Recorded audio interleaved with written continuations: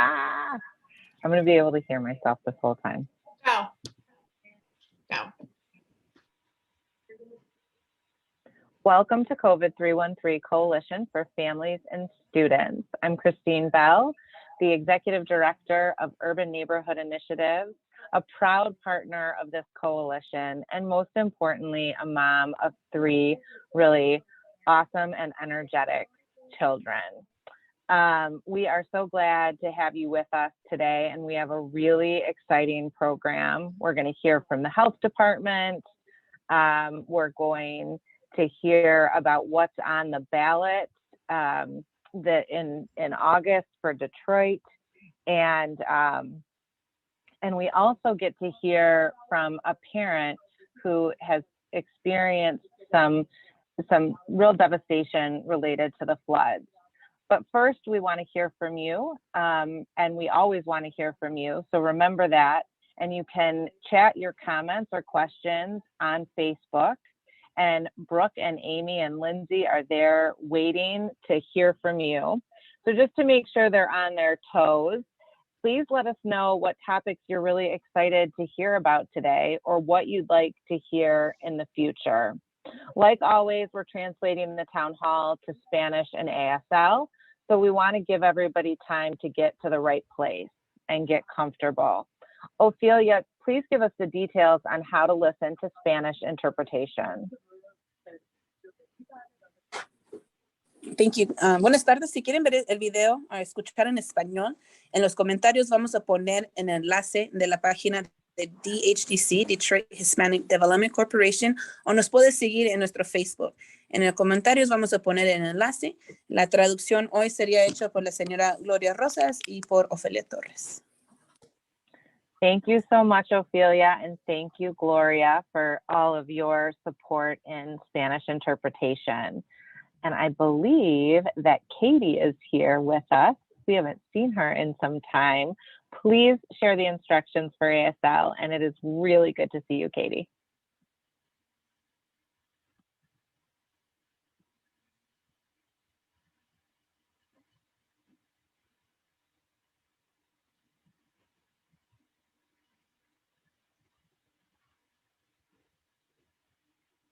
Thank you so much, Katie. And before we get started, we're dropping a survey in the chat right now that we would love for you to fill out about the COVID313 town halls. Again, we really want to hear from you, and this survey is going to help us to make decisions about how we go forward, what sort of information we bring to you, and how we bring you that information. So your voice is really important. The survey should take about 5 to 10 minutes to fill out, and it is going into the chat right now. If you, and this is very important, if you would like to participate in our prize drawing for one of 10 $25 gift cards for filling out the survey, be sure to include your email address, and your information will be held confidential and will not be shared. So the link is being shared in the chat right now. Stay with us for the next 60 minutes so you can stay informed and be empowered. We have, like I said, a collection of experts here to share their expertise in a variety of areas and to answer some common questions.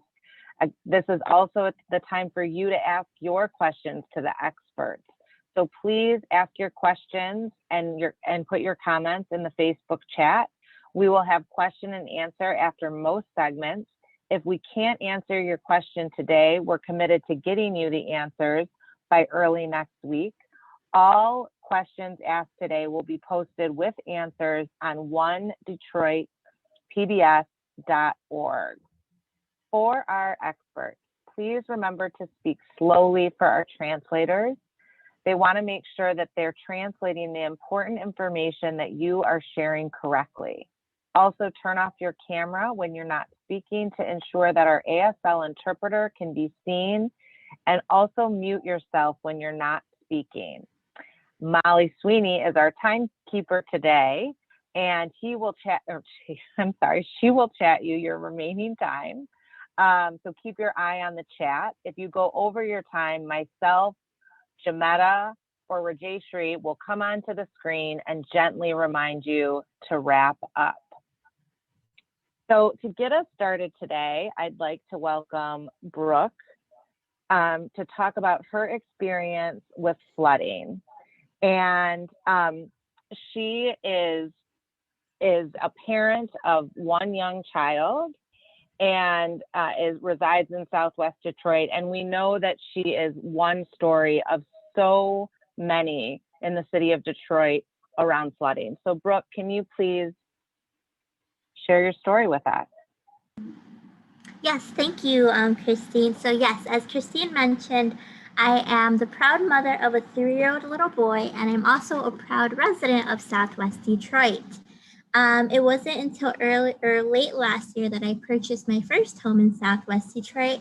But when I purchased my home, I did not realize all the headaches that come with being a homeowner. On June 26th, a Saturday morning, like many of us, we all woke up to record-breaking rainfall. We saw entire communities, flooded, basements to the ceiling with water. Our highways, our freeways were flooded, and a lot of our viaducts. People were stranded in their cars. Cars were stranded everywhere. We realized that we had a big problem going on in Detroit. As I mentioned, I am a resident of Southwest Detroit, and we were hit pretty hard. So this is just my story. Like Christine mentioned, a lot of us were hit pretty hard, some worse than others. There are other stories out there where entire families lost everything. They're really struggling right now. They're trying to figure out how to assess the situation. But like a lot of us, we don't know what's going to come out from this. We don't know how to get help, and we're just we don't know what's going on, right? So on June 26th, I woke up to about 3 inches of water in my basement. So we quickly scrambled to make sure we got it under control. We got the water out. We purchased dehumidifiers. We purchased fans, and we cleaned up our basement. And it wasn't until the next day so the entire week that happened, they were predicting like 7 days of rain. So we wanted to prepare our house for the rainfall. It wasn't until that we went outside our house to clean out our gutters to make sure that the water had somewhere to go that we were met with a giant sinkhole on the side of our house. And this is where our water was coming in through. So I'm going to play a quick video to show you what it looked like in my basement that day. So give me 1 second. So this is in my basement. So my home is it's a little on the older side, and when we first purchased it, it needed a lot of repairs. So we're in the process of doing so, but we did not expect to run into this issue so early on. So this right here is water pouring into my basement from the sinkhole that is located right on the side of my house. So here you go, look. Here we can see the water just pouring in. It's like I have a faucet, right? So the water is just pouring in, and then we had rainfall last weekend, which kind of just, brought the problem into a brighter light. A lot of people who were just cleaning up and, remedying the damages that were done through the first flood. Oh, stop sharing my screen. We had just finished cleaning up. We had thought we had gotten everything under control, and then we were hit with the problem again. As a result, like I said, this flooding has impacted the lives of many. And so in my personal story, we have found out that my 3-year-old he had been breaking out in hives, like head to toe, very inflamed hives. And we couldn't figure out what was going on. I rushed into the hospital. We had him allergy tested, and it turns out that he is allergic to mold. I briefly talked to this pediatrician about what was going on, and she is concerned that when the water came into our basement, and just so much water, we don't know where the water is coming from, if it was direct rainfall, if it was sewage water, and she thinks that the water that came in is what's causing him to break out in hives and have like an allergic reaction. So we are scrambling, trying to get answers from someone. I've already contacted the city.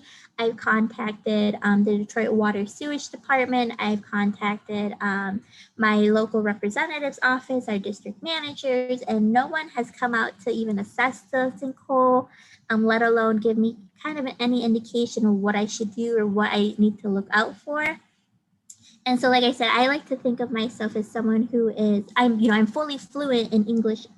I know this isn't the case for a lot of my community members. A lot of our residents in Southwest Detroit are Spanish speaking language. So my concern is if I'm struggling, I can only imagine how bad they're struggling, right?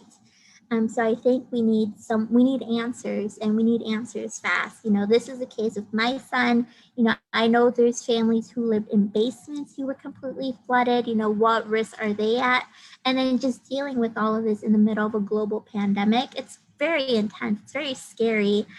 So we just need answers, and we need them sooner rather than later. So I hope we can get someone on to give us a better idea of what we need to do, what we need to look out for. And just like I said, making sure all of these resources are also accessible to other communities who aren't, maybe as tech savvy, who don't know how to, contact the city, how to file a report. So if someone out there is watching, we're waiting for you. We need answers. Thank you. Thanks so much, Brooke, for sharing your story. And it really, it's really humbling to hear and see what your family went through. And best wishes to your son for a speedy recovery, and you're figuring out how to best manage his health moving forward. We know that several of you faced situations like Brooke, and some of you even had worse situations that hit you. And as we like to do with this community town hall is provide resources and come together to support the community. So rest assured that we are working hard to get someone from the city to join us next week to talk about the various ways to support families that have been hit by this most recent natural disaster. So tune in next week, and we'll hopefully have someone here to give us some answers and some ideas for how you can find support. Next, we're going to invite Tanya from the Detroit Health Department. Tanya, let's go ahead and turn on your camera and your mic. How you doing? Hello, everyone. Hello. Doing great. Thank you for having us again from the Detroit Health Department. Of course, we always like to start with data. So the current data right now from the Detroit Health Department, reporting for Detroit, we have gone up in number as far as being at least one vaccine given. And we're right now at 31.5, whereas we were at 38 for a while. But we're climbing a little bit. So that number is still low. They're looking at least 70%, so we can at least be in a surrounding of herd immunity or community herd. The other data right now, of course, we like to talk about is Detroit still having over 51,000 positive cases, and these again are just ones that have been tested. We're still reporting over 2,200 deaths from COVID. Right now, we don't have a lot of people scheduled for vaccines. We want to keep encouraging the vaccine because I'm not sure if people are watching the news or this Delta variant, along with the Alpha and other variances, are moving rapid. And it's important for us to get vaccinated, get the right information so we can bring these numbers and keep the numbers down. The information, I'm going to give a couple of numbers. I'm going to put it in the chat, and it's for vaccines that the Detroit Health Department has made accessible to everyone who comes in the city of Detroit who works in the city of Detroit, who does business in the city of Detroit, who also cares for someone in the city of Detroit. The number one number for transportation, for calling homebound, if you have a resident that's homebound, if you need just general information as far as testing, as far as the current vaccine sites, because being with the Detroit Health Department, we have several pop-up locations every single day. We have partnered with so many pharmacies. We have partnered with Detroit Public Schools. We have partnered wherever we could have a vaccine site. So the number for all this information is going to be 313-230-0505.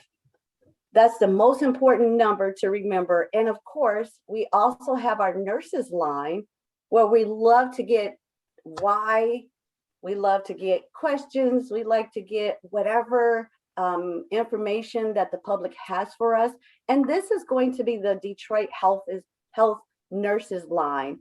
The number for that is going to be 313-876-4000. The option is 3, and that's going to get you to the nurses. We are waiting for your call from 8 a.m. to 6 p.m. So you can call with your hesitancy questions or whatever questions that you have. We are available. So Tanya, speaking of questions, I think we've got a couple that have already come through and definitely had come to us ahead of time. Okay. First and foremost, you gave us some idea of the numbers. You gave us some idea of the Delta variant.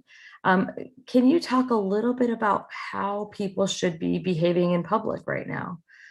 So I only can speak for the city of Detroit. Absolutely. Right now, because our numbers, again, are still low. I'm going to keep pushing that number. We're still at 39%. And because we're still low of being vaccinated in the city of Detroit, because we have the Delta variant here in the city of Detroit, it's important for us to remember to wear our mask.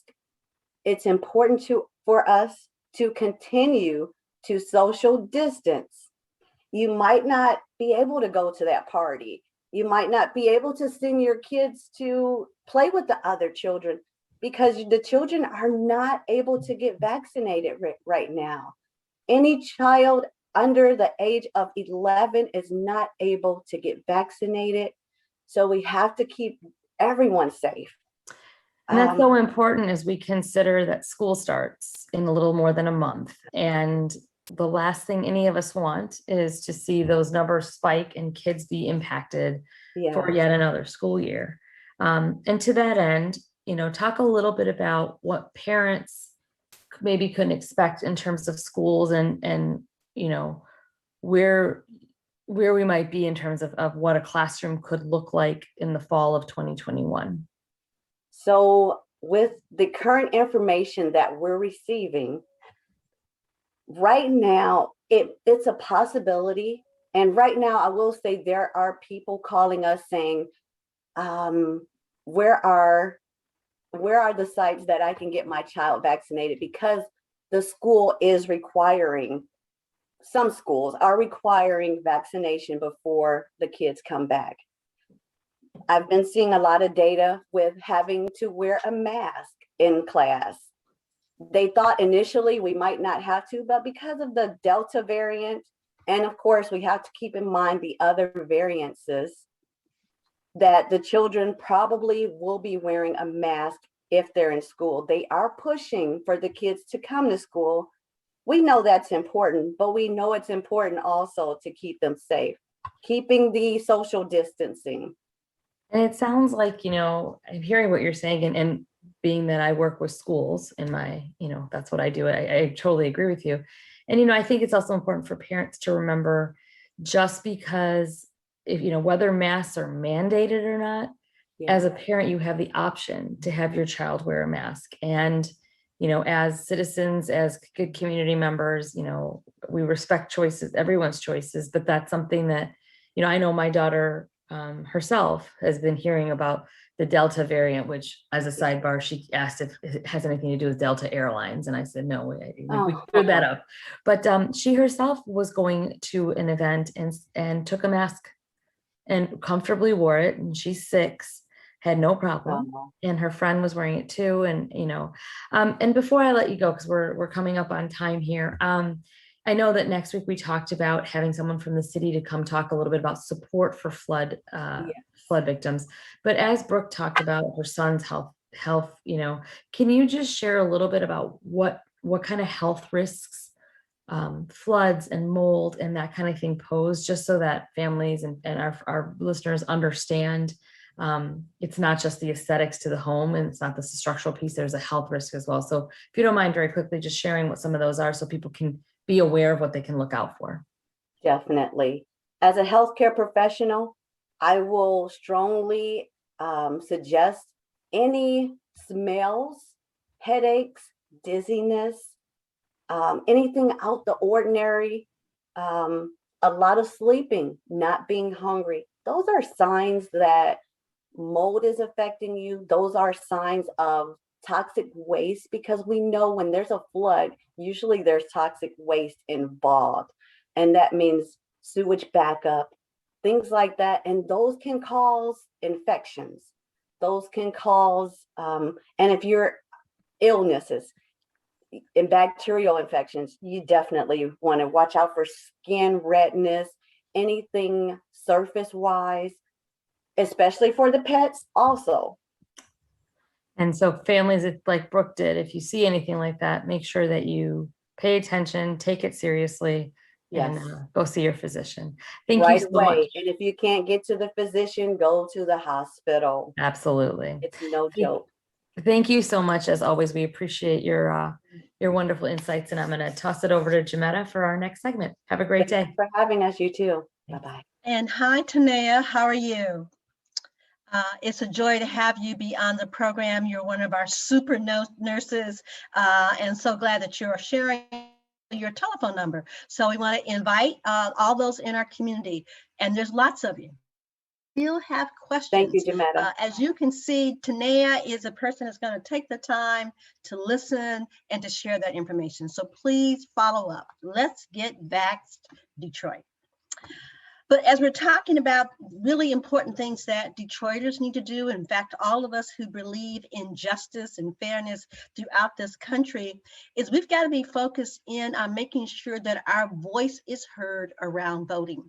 And so we're really pleased to have on the program with us today, Melanie Eck-Laurie, who is from Michigan Voice, which is one of our foremost organizations, helping us to focus in on maintaining and gaining the power that we need to keep our families and our communities safe. So we want to start off, though, kind of asking you a little bit about how do you think the issues around infrastructure and repairs and flooding, how is that playing out in the upcoming elections? And by the way, Melanie, welcome. Sorry. Thank you so much, Ms. Jametta, and everyone at 482 Forward for having myself. I also looped my coworker, Abby Clerk, into joining me. She's our redistricting expert, if you have any questions about that. But yes, we are gearing up for the upcoming election. The primary is on August 3rd. And there's a lot going on in the city right now with all of the infrastructure and flooding problems.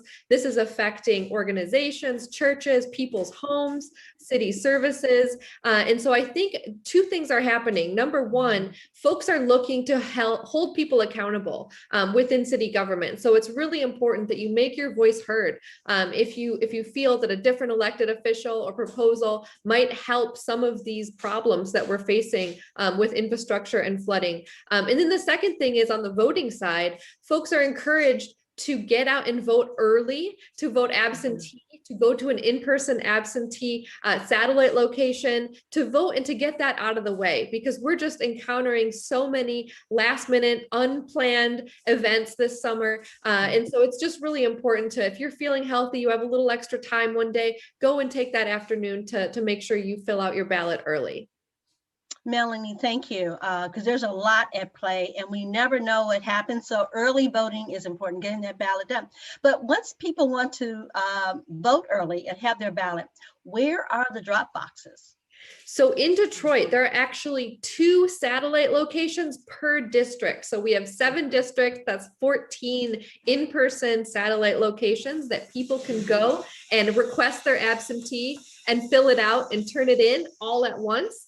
And then there are an additional 3 locations that are just drop boxes where if you've received your ballot in the mail or at the clerk's office in person, you can just drop it off like a mailbox. So what I'm going to do is drop that link for you in the chat so that when you're reaching out to folks at 482 Forward, you can be sure to plug this link that goes right to this to the city clerk in Detroit. And it has a full list of all those locations and the addresses. But I can't stress enough that if folks have any questions about voting, there's a very easy website that you can visit. And that's the Secretary of State's mi.gov/vote.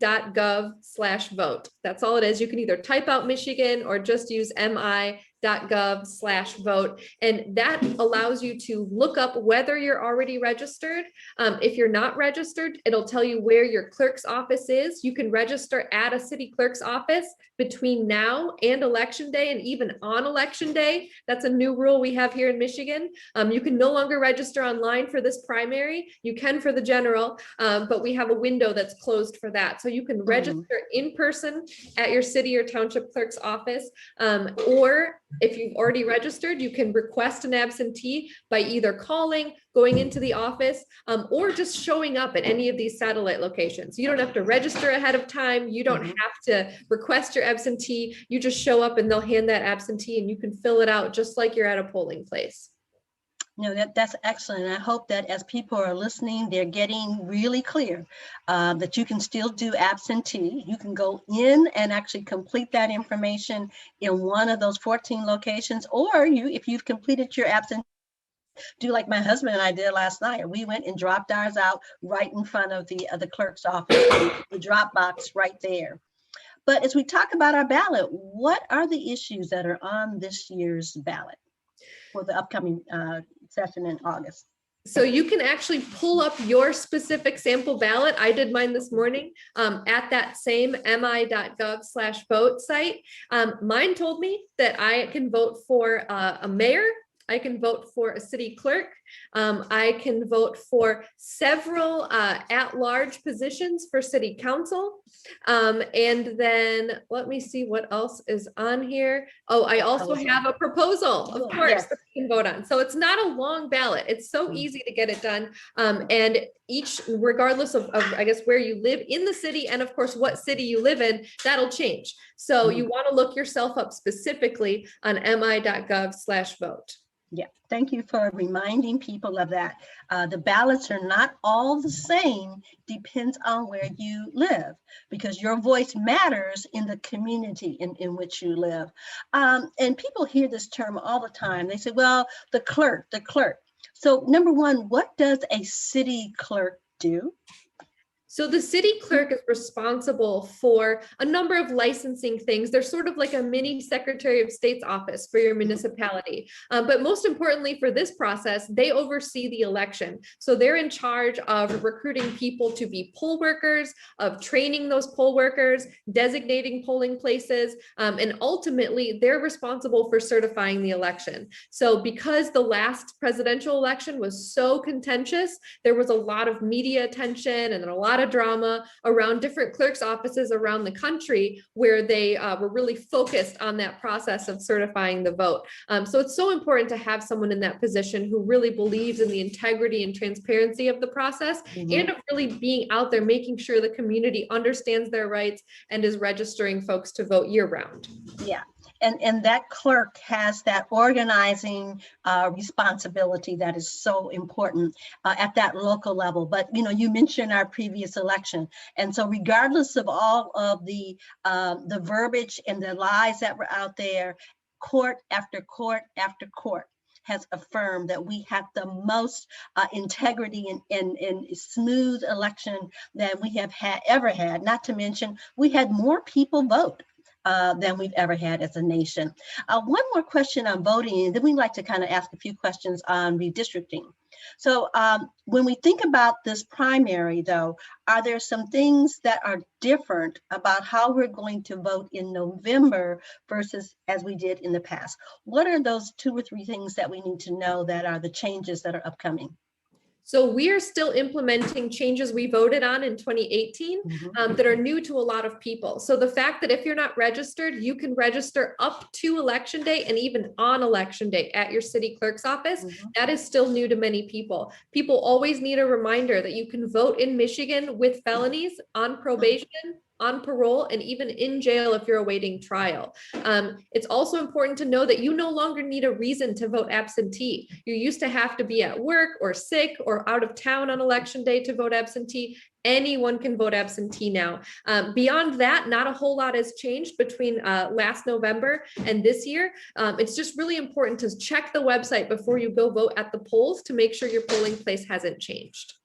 And so we know that there are communities that are even more significantly impacted by people who've been incarcerated. I want to be really sure. So it doesn't matter if you've been incarcerated, you can vote, right?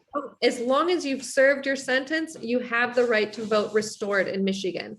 You could want to re-register, and then after that, you can either vote absentee or in person. It doesn't matter if you're on parole. It doesn't matter if you're on probation after that. And again, families, you do not have to have a reason why you believe it's important for you to exercise your right to have an absentee ballot, but get it in. Okay. So I want to ask you about redistricting. We know that redistricting is such an important part of protecting our vote so that the majority of people have the opportunity to make sure that they are electing the officials that meet their community needs. Can you talk a little bit about, what are perhaps maybe the 2 things that we really need to know about how important redistricting is? So I would say number one, we put this on the ballot and we won, that we wanted individuals, everyday Michiganders, to be the ones drawing our maps for our districts, not politicians. So we won that. And now the process is all happening. It's very exciting. It's a little weird and new for those of us who've never done it before, but it's so important that we get involved. And when they come to our hometowns, show up to hearings, talk to them about your communities. They're about to do another round of public input, community hearings and town halls. When those happen in the fall, go out and take a look at these maps that they've come up with. Give input. Say, I think you've split my community in half. You've split my immigrant community, my union community, my school community in half. This really disjoints us for funding and other things. So we want you to make changes. They're very eager to hear from you all. We've had the pleasure of doing several events with the commission, and they're open-minded. They're just here to listen, and they're not people who are exposed to a whole lot of different communities. So they rely on us to show up and introduce ourselves to them as they come to our hometowns. So that's really important. And the redistricting will have what outcome? So they're going to have new maps drawn for our congressional districts, for our state house and senate districts that are going to last for another 10 years. So even if this doesn't seem like it's an emergency right now, imagine that the way folks are going to be elected for the next 10 years in Michigan really depends on what those lines look like. You may have heard we are losing a congressional district in Michigan due to the population loss. So even here in Detroit, where we're kind of used to where those lines are, it's going to change pretty significantly. And we're going to have different people in many cases representing us. So it's really critical for people to get out, to make sure that community voices are keeping communities together versus splitting them out, which is a way of breaking up the power of that collective vote. So you mentioned that there are opportunities for people to get their voices heard. Where do people go so they can know where to, one, participate, and then how might people even email concerns or observations to the commission? Yes, Abby from our team is going to drop the links in the chat so that you can also help us share these. But it's so important for you to go on the commission's website. They make it very clear and easy for you to submit public comments and public inputs just by clicking on their website. If you're someone who wants to try to draw your own maps, they have a whole submission process where you can draw maps of your personal community and send those in so that the commission can take that into account when they draw the larger map. Abby and Melanie, thank you so much. But before we ask you to leave, because this is all about protecting our vote. And we all know that we cannot create change that is meaningful with policy, with funding, not only at the federal level, but even right here in the city of Detroit, whether it's Highland Park, E-course. Voting matters. It's so critical. So please take a look. Abby, thank you for putting the information in the chat for our families. Do we have any questions, Rajeshri or either Christine? I do have one more thing to add, and that's please do. Our voting rights are actually currently under attack in Michigan, just like they are in Texas and Georgia and some other states. So it's just so important for folks to understand what's right, what is rumor, and to support elected officials who are defending our right to vote. They're trying to change the way we identify ourselves at the polls, but for this year, nothing has changed. So if you do not have a driver's license or a state ID, that's okay. You can still identify yourself via your signature, and they'll match that to the one on file with the Secretary of State. So it's no problem if you don't have an ID, but there's a lot of news circulating about that change potentially happening in the future. So don't worry, you can still show up and sign an affidavit at the polls and you'll be just fine. And I also did want to mention, if you have any problems, if you feel intimidated, if you're confused, if you need help finding a polling place, or if there's an issue like your polling place isn't open in the morning on time, please call the help hotline. It's 866-OUR-VOTE, OURVOTE, and that's connected to a network of nonpartisan attorneys who are happy to step in and help on election day.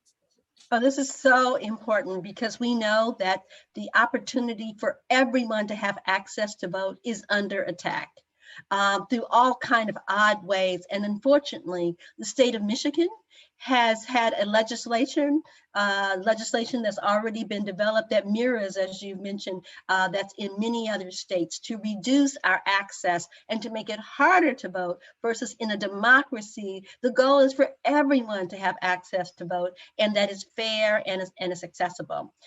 Michigan Voice, thank you so much. Families, please make sure that you're getting that information. Let's get involved. The future of our community and indeed our nation depends on us exercising and being part of what we call a democracy in this political process. So thank you again. And so with that, I'm going to ask Christine if she would come back, because we have another very important voice to talk to us about voting and its impact on our community. We cannot emphasize enough, voting matters, and we've seen the result of that, have we not? We definitely have. We definitely have. And I really appreciate all this information about redistricting and how much more I need to learn about it. Melanie, my mind is racing of like, how do you write, what should the maps look like? How do you make sure that we have representation? Because it feels right now sometimes like we don't necessarily have the representation that we need. So this was really, really interesting. And I think, as it relates to voting, it's really important that we know what we're voting for. So I am really excited to invite our next guest to come on to camera. We have City Council person Raquel Castaneda Lopez to talk about Proposal P. Next week, we will have someone discussing Proposal P who does not support the proposal, and the council person is in support of the proposal. So Raquel, if you could, oh, there you are. It's so great to have you. I'm really excited to be able to be the one that gets to talk with you today. So if you could just start with what is Proposal P and what does it propose to do?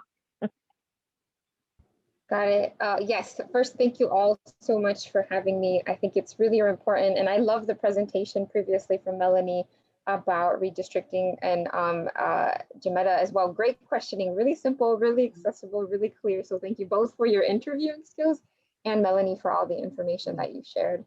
A lot of Thank times you. people don't vote in the primary elections because they don't even know it's a thing. Like myself, growing up, no one ever voted in the primaries. And not in local elections either, but local elections are so important because of the folks, you know, for mayor and council and such, but also these local proposals that have an impact on your quality of life. And so I have slides I could share, or I could just talk through if that's easier, whatever you would prefer. I think it would be great if you wanted to share the slides. Do we have your slides, council member? Or I don't think we does... sent slides per Okay, se. that's okay. But, if you're comfortable sharing, go ahead and share your screen. okay, I will. I should have them. There's so many different versions of them. So I'm going to just pop in the chat right quick the link to if folks are on Facebook and want to check out and get some additional information, you can set here. And this is just an educational site. There is another political page that has been putting out more information because I've been working with a lot of nonprofits.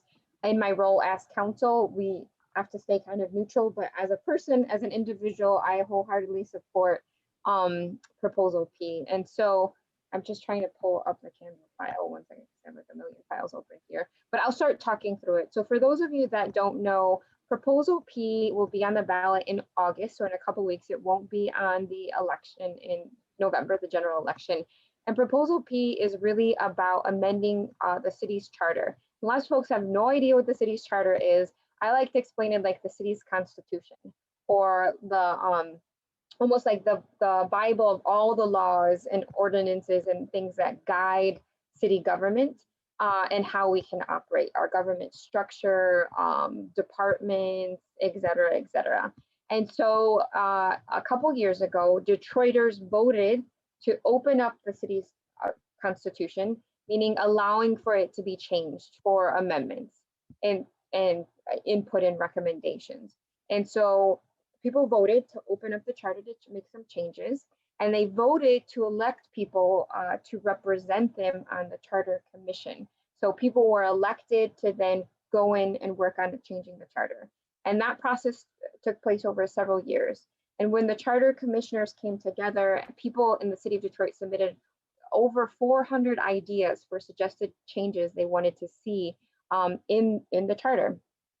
And so Proposal P is a result of this 3-year-long kind of conversation of Detroiters electing to open the charter, of Detroiters electing folks to then, you know, take things into consideration, and of this document kind of being vetted by Detroiters themselves. And so the presentation I'm going to share isn't about all of the proposals in Proposal P, but it's about a package of changes I submitted working in partnership with people in the Detroit disability community, with water rights advocates, with housing advocates, with immigrant rights advocates, with youth working around creating more recreation and green space, et cetera, et cetera. So my office and this coalition of folks submitted the most number of requested changes that we think are really based on the values of equity and justice, and would really go a long way to embedding Detroiters' human rights and civil rights into our city's constitution. So I am sharing what we called it was the Detroiters' Bill of Rights. So I'll do this really quickly. And Christine, just let me know timing. You want to make sure if there's questions or something, I could do that. So we worked on this right after, and kind of the impetus, which I think is important. You know, George Floyd was murdered, and you know, people flooded the streets to demand racial equity and social justice. And so, you know, it's great to paint streets and say Black Lives Matter. It's great to pass, you know, these resolutions, but a lot of that is symbolic. It's important, but it's not the only piece. And so we really wanted to work on changing some of the systems and changing the policies in a way so that it's not just based on one person who's in office, but it really would protect future generations moving forward. And so that's how the Detroiters' Bill of Rights was born. Very much my inspiration was kind of seeing all these groups come together who have been fighting for individual issues over years and working with them in a coalition and saying, hey, you all, how can we champion each other's issues and and submit this collective package, which we call the Detroiters Bill of Rights, modeled in some ways after the United Nations declarations on human rights. There we go. Okay, so the key components that we think are important in Proposal P, it would guarantee right to water and sanitation, environmental health, safety, to live free from discrimination for our disability and our immigrant communities, right to recreation, which we saw during the pandemic is so important, right to access and mobility, and then housing, and the final one I'll explain. So there's a whole lot more provisions in there tied to creating a commission to establish Wi-Fi throughout the city, or look at the digital divide. There's more information around establishing a reparations commission to look at, economic opportunities for Black people in the city of Detroit. There's language in there to protect retirees, to support skilled trades, et cetera, et cetera. So this is just one chunk of it that we work very closely on. And I'm not going to read these all in detail, just very high level. What Proposal P talks about in terms of the right to water. This is why, again, it's about, if you take away anything, Proposal P is about protecting Detroiters' human rights and civil rights to be able to live, to thrive in the city of Detroit. And we believe that right to water is a basic fundamental human right. And so Proposal P has these three concepts to protect Detroiters' right to water. And one is prohibiting water shutoffs for populations that are, that have chronic illnesses or expecting mothers, for folks that have children under a certain age or that are in poverty. It's about creating a water affordability plan, which is legal for us to do. I know people are saying the governor shot it down and it's illegal. That is not true. They never said the water affordability plan is illegal. They have concerns about the cost, but it's not, the legal soundness is there. And the last piece is really to offer more opportunity for community input by restructuring. Oh yes, I can slow down a little bit. I'm so sorry, you all. I get into it. And then remember that. Yeah, I was like, I hope she sees that. She's talking very quickly. Thank you. No, you're fine. Go ahead. I'm way slower than I was like 8 years ago. So in summary, right to water is about prohibiting water shutoffs, creating a water affordability plan, and restructuring the water board so there's more community input on that. The next one, again, high level, is really about environmental justice and environmental health. We know Detroiters have some of the highest rates of asthma and high numbers in terms of cancers and such caused by upper respiratory diseases and illnesses. And so what this component is in Proposal P, again, I think another basic human right that we all deserve to breathe clean air, drink clean water, and live on clean soil. And so this would establish an environmental justice commission of 9 members. It would establish the Office of Environmental Justice and Sustainability so that we're not just looking at green infrastructure, but we're looking to change the disproportionate impact in communities that have to live surrounded by trucks and industry. It would embed the Public Health Fund into the city's constitution and protect our right to charter utilities. So this is what environmental health is about, again, and this is something that we propose to protect in the Proposal P in the People's Charter. The next one is pretty big, and it's around right to safety. Again, I'll just do high-level buckets. It's about demilitarizing our police. We recognize, police maybe need to go in to do the drug raids, or if there's domestic violence situations, you don't necessarily want to send into a nurse or a teacher into those situations. And so we need the police in some regards for violent situations, but not to have them serve as the military and being using weapons that are banned even by the United Nations in international warfare, to not allow them to be using it on Detroiters when they're exercising their right to protest or simply just to be. And so the right to safety is about demilitarizing the police to protect Detroiters from the use of internationally banned chemical weapons and other tactics. It's about restricting surveillance to make sure that it's not invasive and that we're not using technology that profiles people of color and hurts communities of color. And it mandates council has to pass an ordinance to regulate that.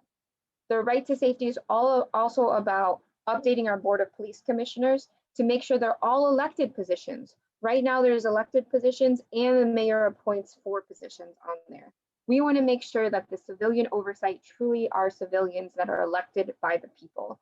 So it's really about restructuring the Board of Police Commissioner to have elected folks and to create more accountability, to require online reporting and databases of incidents of police misconduct or brutality so that folks can go in and see and truly understand the financial impact and how much money we are spending on wrongful incarceration and settled lawsuits and things like that. So high level right to safety, we think is a basic human right. Again, it's about demilitarizing the police, preventing racial profiling of Detroiters, and restructuring our Board of Police Commissioners to have more civilian oversight, more resident oversight. And we can share this with folks if folks want to read it in detail. The next one is really about protecting some of our most vulnerable populations. So we know we have a large community of folks that have disabilities and a large immigrant population. And so these are very similar proposals to protect these communities from discrimination and to make sure they're being serviced. So the first is with the disability community is to establish an official Office of Disability Affairs, not just a division or one staff person, that's what we have now, but to make sure we have an official office. To establish a Disability Justice Commission, which would be made up of folks in the city of Detroit, Detroit residents who themselves have disabilities, to inform the department. And to adopt language access standards that require interpretation and translation. We have to fight all the time for those types of services for folks who may not, may have a visual or hearing impairment and can't understand the information. The next one is very similar and ties to our immigrant community, and this is super important about creating an Office of Immigrant Affairs within the Department of Civil Rights and Inclusion. Right now it exists under housing and really has to work on more economic opportunities, but we want it to be broader than that. Similar to the disability community, it's about setting up an Immigrant Rights Commission that would be, made up of immigrants themselves, folks in the undocumented community, nonprofits that work for the immigrant community to inform policy and the department in the city. Similar with adopt language access standards as it relates to translation so that things are being translated in real time and folks don't have to wait for that. And the last piece is really important and something we hear complaints about from folks often, and the ACLU actually just did a report on, and that's to protect the rights of immigrants in the city from being profiled and asked about their immigration status from the police department, and from prohibiting that information being sent on to ICE and Border Patrol, because we know so often folks may get pulled over for a broken tail light, forgive me, and they may not speak the best English, and they're profiled, and folks are called in from ICE or Border Patrol to help with translation or to ID them. And so this is really about making sure that Detroit police do not serve as immigration enforcement and that Detroiters, regardless of their immigration status, can live safely. So that's all the right to safety. We know that was a lot, but again, we believe that's a basic human right. The next one, which I love them all. This one was my favorite one. So often recreation gets kind of like sacrificed and pushed to the side, and people are like, well, we need more police for safety, cut the parks. And what we heard overwhelmingly from people, especially during the pandemic and people being stuck in homes, is that so few Detroiters have access to, safe green spaces and safe parks, and how important it is for our physical and our mental and emotional well-being.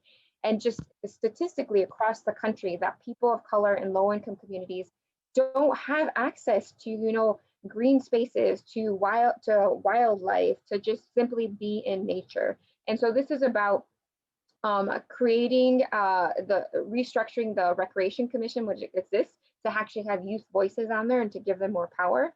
It's about creating a plan for a master plan, not just for parks, but for green spaces and urban spaces, to really prioritize the needs of the elderly, people with disabilities, et cetera, to make sure they're safe and accessible. And it's about adopting the recommendations from the World Health Organization to have a minimum amount of acreage per population. So I believe it's 1,500 acres per 100,000 residents. Don't quote me on that one.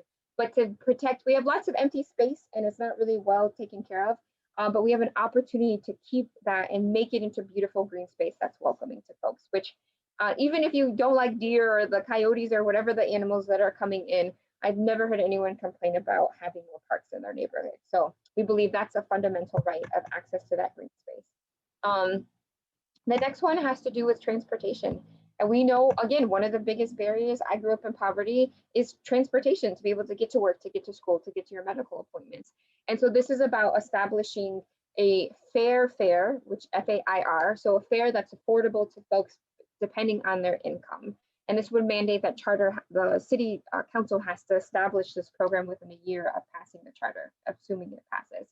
It would adopt recommendations from the CDC as it relates to improving health through transportation. So thinking about transportation, not just as getting from point A to B, but in terms of connecting people to resources that they need to be able to live and thrive, and building around our bus stops and such and transit in a way that really meets the needs of residents.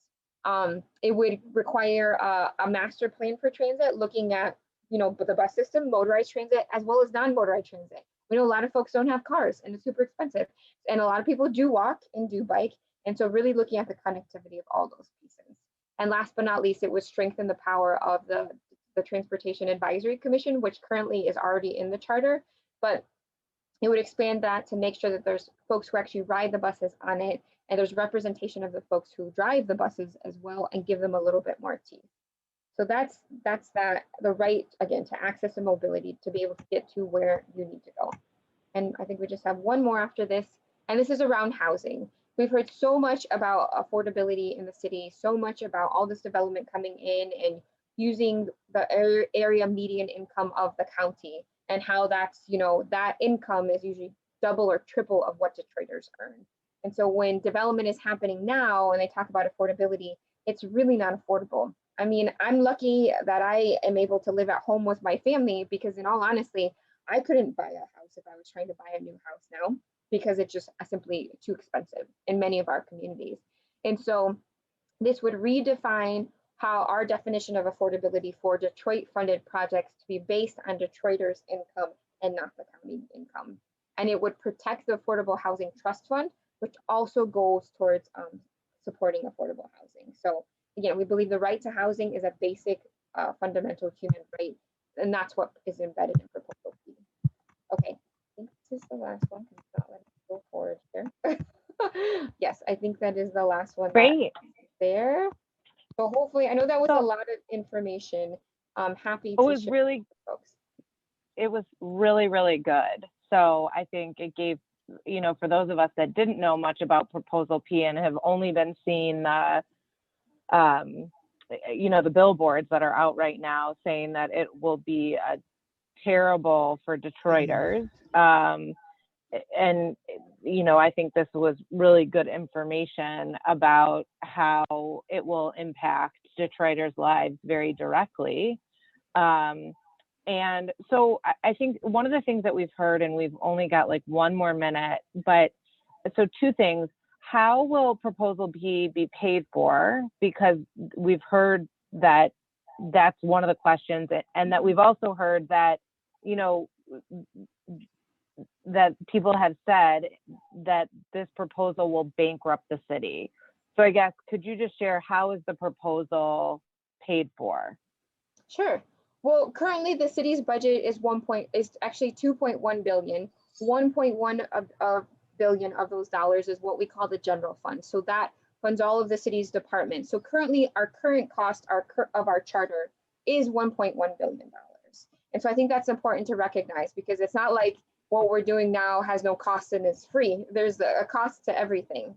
And so the reports that have been put out haven't really been accurate. For example, they suggest that the Office of Immigrant Affairs is going to cost $1 million. They suggest that the Immigration Rights Commission is going to cost $1 million. So as an individual council member, my office budget is not even $1 million. It's roughly around $600,000. And I chair the Immigration Task Force, which is what the Immigrants Rights Commission is modeled after. And there's no cost to it. Maybe max a couple $1,000s for food and events and things like that. So the numbers that were presented simply are overinflated. And the other thing is, it's about priorities. And so Proposal P prioritizes investing in programs that support Detroiters' quality in life and would enhance Detroiters' quality of life. So What's being predicted is that it'll cost $2 billion over 4 years. I think it's important to break that down to understand the year by year cost. So it's roughly 500 million each year. Currently, we're at 500 million, maybe that's 50% of our current budget. So we have the money each year within our 1.1 billion to be able to cover the 500 million of costs. It simply is a question of what do we prioritize and what do we invest in. Right now, for example, we spend well over 300 million in the police department. And this is not a knock on the police department, but that's 300 million in comparison to less than 25 million on recreation. And so this isn't saying, council, you need to cut the police department or you need to cut, city services. This is saying, hey, this is what Detroiters are prioritizing in our Constitution. This is what Detroiters want to see in terms of protection of their human rights. Now you, council, and the mayor decide how you want to adjust the budget to make sure you're fulfilling these requirements. So I think that's important to understand. Our current budget costs $1.1 billion. This is saying shift the monies into these programs. And the other piece I think that's been left out is that we know investing in recreation, we know investing in transportation, investing in housing and in safety produces its own economic development and opportunity. Folks want to live in neighborhoods that are safe, where there's recreational opportunities. We know that folks, if they're able to afford the water, will pay their water bills. We know that people who are able to have reliable transportation will be able to keep their jobs at higher levels. And so that's the other piece I think that's being left out, is the tremendous amount of economic opportunity that these programs will create and how they will actually help folks become, more in compliance in terms of paying their bills or paying their utilities or being able to stay in their communities and pay property taxes and be Detroit residents than if we keep the status quo currently. And so I believe the attacks are fear-mongering, very much what we saw from the Trump administration. You look at them, there's no real content about what Proposal P is about. It's using fear and the scarcity mindset to try to scare people into voting no. And I think you should always question whether I'm for or against Proposal P. Always question, if someone is only giving you negatives and attacking, question what is it that they're fighting about and what are their underlying motivations. And so it's a scare tactic that we fundamentally disagree with. And I know as someone who's been on council for 8 years, who's had to review the charter when we were in the budget, when we were emerging from bankruptcy till now, I can tell you that Proposal P will not bankrupt the city. It will prioritize investing in our communities, investing in the people, and restoring people to power to Detroiters. Well, council member, we are incredibly lucky to have you here today to explain all of that and all of Proposal P. And you really answered all of the questions that we had in the answers that you just gave. And we're just really grateful for your tenacity around prioritizing resident needs and desires, and quite frankly, their quality of life. So thank you for all of your hard work. It's gonna be sad to see you go, but we know you're gonna go on to really wonderful things. So thank you so much for being with us today. So we are gonna wrap up the town hall now. And we just wanted to give a few announcements. We're going to drop the FEMA. I think we're going to put the FEMA application in the chat. And if we don't, we want to let everybody know that there are FEMA applications available if you were impacted by flooding last week or the last week of June. We also want to remind you, please take our survey. It's being dropped in the chat right now. You can enter to win a $25 gift card. Just remember to include your email address. We will not be sharing that information. It is only for the purpose of selecting winners for the gift card. Urban Neighborhood Initiatives has yoga in the park at 6 p.m. every Wednesday. Come and join us. It is really tranquil and wonderful. We also have vaccines this Friday at starting at 1 p.m. So if you haven't gotten vaccinated yet and you are close by or not, please feel free to come and get your vaccine. Next week, we'll have both the vaccine and food if you're in need of some food boxes. Congress of Communities is having their board elections and block party this coming Wednesday. So next Wednesday from 4 to 7 p.m. in Southwest Detroit at the corner of Junction and St. Hedwig's. So it'll be on their new block. I'm super excited to go. Yeah. Come learn about the work of COC and elect new board members who will represent Southwest Detroit. There will be free food, gifts, live music, and a bouncy house. So that's really, really exciting. Chaz has their 5K coming up. Please join Chaz on Saturday, August 14th at 9 a.m. for the 5K. It's the Kids Superhero Run Walk, and we're dropping the link in the chat right now. And then DPTV will have a program on the Black Church in Detroit, and that is this Sunday at 9:30 a.m. And the topic will be of millennials and the church. And then one last link we're dropping in the chat is flooding remediation. So this is what the city has to offer around flooding. And so we're dropping that information in the chat right now. We want to thank everyone so much for being here with us today. Have a great rest of your week, and we'll see you next week. And sorry for the background noise. We'll see y'all later. After this Stay one, strong, be blessed. We are preparing trainings. Call Nurse Tanya. Get your vax. Take care.